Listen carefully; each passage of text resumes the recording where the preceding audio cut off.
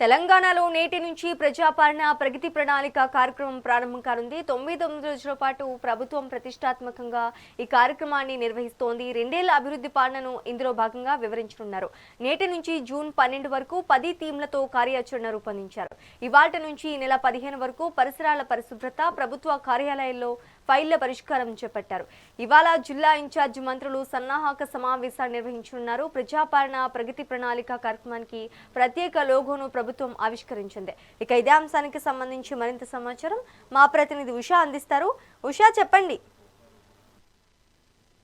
శ్రీజ, కాంగ్రెస్ ప్రభుత్వం రెండేళ్ల పాలనకి సంబంధించి సరికొత్త కాన్సెప్ట్ ప్రజల్లోకి దూసుకు వెళ్లాలన్న నేపథ్యంలో మొత్తం మీద చూసుకున్నట్టయితే రెండేళ్ల పాలనకి సంబంధించి ప్రజాపాలన ప్రగతి ప్రణాళిక పేరుతో 99 రోజుల కార్యక్రమాన్ని అయితే నిర్వహించనున్నట్టుగా అయితే తెలుస్తుంది. నేటి నుంచి ఏదైతే ఇవాల్టి నుంచి జూన్ 12 వరకు కూడా 10 కాన్సెప్ట్స్ తో ఈ కార్యాచరణ రూపొందించినట్టుగా అయితే తెలుస్తుంది. మొత్తం జూన్ 15 వరకు నిర్వహించబోయేటటువంటి ఈ కార్యక్రమంలో ప్రజాపాలనకి సంబంధించి, ప్రభుత్వ పథకాలకు సంబంధించి, అలాగే ప్రజల సంక్షేమానికి సంబంధించి ప్రతి ఒక్కటి కూడా ప్రభుత్వం అమలుపరిచినటువంటి పథకాల దగ్గర నుంచి ప్రతి ఒక్కటి కూడా ఇందులో ఇంక్లూడ్ చేస్తూ కూడా ప్రజల్లోకి వీటన్నిటిని కూడా స్ప్రెడ్ చేసే విధంగా కూడా ఈ కార్యాచరణ ఉండబోతున్నట్టుగా అయితే తెలుస్తుంది.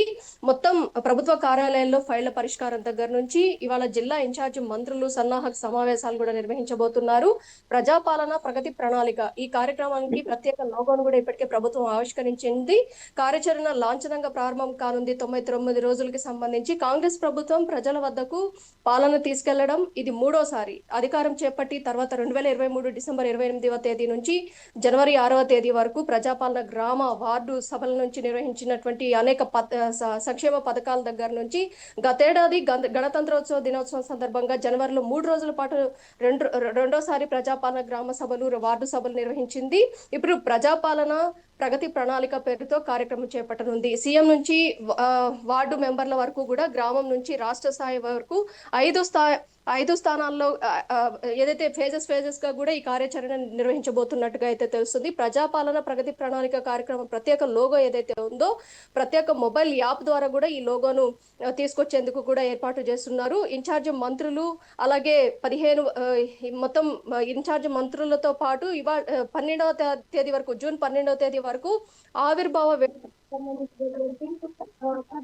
కూడా ఇక్కడ ఇంక్లూడ్ అయ్యే అవకాశం ఉన్నట్టుగా అయితే తెలుస్తుంది. ఏప్రిల్ 2న గ్రామ, 16న మండల, మే 2న నియోజకవర్గం, 22న జిల్లా, జూన్ 2న రాష్ట్ర స్థాయి ఉత్సవాలు కూడా నిర్వహించబోతున్నారు. మండలాలు, జిల్లా కేంద్రాల్లో ఏర్పాటు వివిధ శాఖలకు సంబంధించినటువంటి స్టాల్స్ ఏదైతే ఉన్నాయో స్టాల్స్, ఎగ్జిబిషన్స్ ఏర్పాటు చేయబోతున్నారు. గ్రామ వార్డు సభలు 9 నిమిషాల పాటు నిర్వహించాలని ప్రభుత్వ మార్గదర్శకాలు జారీ చేసింది. ప్రభుత్వము సభలు రాష్ట్ర గీతంతో ప్రారంభించాలి. ఏదైతే రాష్ట్ర ప్రభుత్వం ఇటీవల అమలుపరిచినటువంటి రాష్ట్ర గీతం ఏదైతే ఉందో ఆ గీతంతో పాటు 10 నిమిషాలు ముఖ్యమంత్రి సందేశం ప్రదర్శిస్తారు. అనంతరం 15 నిమిషాలు వివిధ శాఖలు సాధించినటువంటి విజయాలను అధికారులకు వివరించబోతున్నారు. లబ్ధిదారులు ఎవరైతే ఉన్నారో, సంక్షేమ పథకాల ద్వారా లబ్ధిదారులు ఎవరెవరైతే ఉన్నారో వారి అనుభవాల్ని కూడా 30 నిమిషాల పాటు ప్రజాప్రతినిధుల ముందు కూడా ఈ ప్రసంగాలు కూడా, ఈ స్పీచెస్ కూడా అరగంట పాటు ఉండే అవకాశం ఉన్నట్టుగా అయితే తెలుస్తుంది. ఉద్యోగాలు ఇవ్వాలనే లక్ష్యంతో ప్రభుత్వం రెండేళ్లలో ప్రభుత్వం అమలు చేసినటువంటి పథకాలు, వాటిలో లబ్ధి పొందినటువంటి కుటుంబాల వివరాలు క్షేత్రస్థాయిలో చెప్పుకోవడంలో పాటు అర్హులైనటువంటి వారికి ప్రభుత్వం పథకాలు అందించే లక్ష్యంతో గ్రామ, వార్డు సభలను నిర్వహిస్తారు.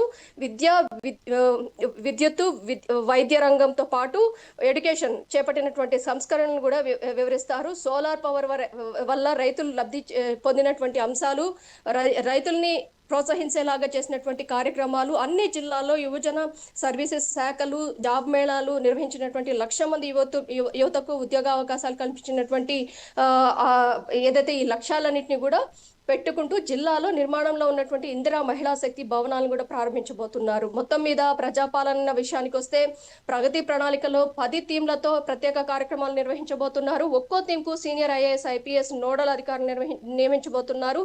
ఇవాల్టి నుంచి 15 వరకు ఈ కార్యక్రమాలు యథావిధిగా జరిగేలాగా కూడా మానిటరింగ్ చేసేటటువంటి అధికారులను కూడా, ఏదైతే జిల్లా ఐఏఎస్, ఐపీఎస్ అధికారులు, కలెక్టర్లు ఆయా జిల్లాలకు సంబంధించి వారితో పాటు ఇన్ఛార్జ్ మంత్రులుగా కూడా కొంతమందిని కూడా నియమించినటువంటి నేపథ్యం నేపథ్యం కూడా కనిపిస్తుంది. మొత్తం మీద ఏప్రిల్ 20 నుంచి ఏప్రిల్ 25 వరకు సంక్షేమంపై ఎస్సీ ఎస్టీ బీసీ మైనార్టీ సంక్షేమం, ఇందిరమ్మ ఇళ్లకు సంబంధించినటువంటి కార్యక్రమాలు, సీనియర్ ఐఏఎస్ సభ్యసాచి ఘోష్కి ఏప్రిల్ 27 నుంచి మే 2 వరకు పిల్లలకు భద్రత, డ్రగ్స్ అడ్డుకట్టడానికి ప్రధానంగా చూసుకున్నట్టయితే తెలంగాణ రాష్ట్రంలో డ్రగ్స్ నిర్మూలన చేయాలన్న నేపథ్యంలో రేవంత్ సర్కార్ తీసుకొచ్చినటువంటి ఏదైతే కాన్సెప్ట్ ఈగల్ టీమ్ ని కావచ్చు, ప్రతి ఒక్క దాన్ని కూడా ఇక్కడ ఇంక్లూడ్ చేస్తూ ఏదైతే ప్రదర్శనలు చేసే అవకాశం ఉన్నట్టుగా అయితే తెలుస్తుంది. మే 4 నుంచి 9 వరకు వ్యవసాయం, రెవెన్యూ, నీటిపారుదల, విద్యుత్ సంబంధిత కార్యక్రమాలను వ్యవసాయ శాఖ కార్యదర్శి సురేంద్ర మోహన్ నోడల్ అధికారులు వ్యవహరించబోతున్నారు. మే 11 నుంచి 16 వరకు విద్యా కార్యక్రమాలు విద్యాశాఖ కార్యదర్శి యోగితా రాణా, మే 18 నుంచి 23 వరకు యువజన సర్వీసులు, క్రీడలకు ఆ శాఖలకు ప్రత్యేకమైనటువంటి కార్యదర్శిగా ఉన్నటువంటి జయేష్ రంజన్, మే 25 నుంచి 30 వరకు జరగనున్నటువంటి మహిళా శిశు సంక్షేమ శాఖ కార్యక్రమాలకు సంబంధించి కార్యదర్శి ఏదైతే ఆ శాఖ కార్యదర్శిగా ఉన్నటువంటి అనిత రామచంద్రన్, అలాగే జూన్ 1 నుంచి 6 వరకు పర్యావరణం అటవీ శాఖలకు సంబంధించినటువంటి ఐఏఎస్ అధికారి అహ్మద్ అధికారిగా ఉండబోతున్నారు. మొత్తం మీద ఈ మొత్తం కూడా ప్రణాళిక, ప్రజాపాలన ప్రగతి ప్రణాళిక ఏదైతే ఉందో వీటన్నిటికీ కూడా ఐపీఎస్ అధికారులతో పాటు ఒక్కొక్క శాఖకి సంబంధించి ఐఏఎస్ ఐపీఎస్ అధికారులను కూడా ఇంక్లూడ్ చేస్తూ ఈ 99 రోజుల పాటు కూడా దీన్ని దిగ్విజయం చేయాల్సిందిగా రాష్ట్ర ప్రభుత్వం ఈ కార్యాచరణ అయితే రూపొందించినట్టుగా అయితే తెలుస్తుంది. దీన్ని మొబైల్ యాప్ ద్వారా కూడా అప్డేట్ చేసిన వర్షన్ కూడా మనం చూసుకోవచ్చు. Sreeja, thank you for the update Usha.